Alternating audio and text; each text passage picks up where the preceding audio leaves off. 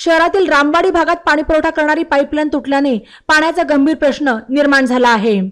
स्थानिक महिलांनी मनपा उपायुक्त डॉक्टर सचिन बांगर यांची भेट घेऊन सदर पाण्याची पाईपलाईन दुरुस्त करून देण्याची मागणी करण्यात आली।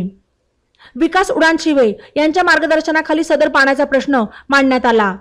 यावेळी कल्पना मंडलिक, रवीना उल्हारे, दीपाली उल्हारे, नीता उडानशिवे, दुल्हन गायकवाड, शीला वैरागर, मीना गायकवाड, मंदा वाघमारे आदींसह परिसरातील महिला उपस्थित होत्या।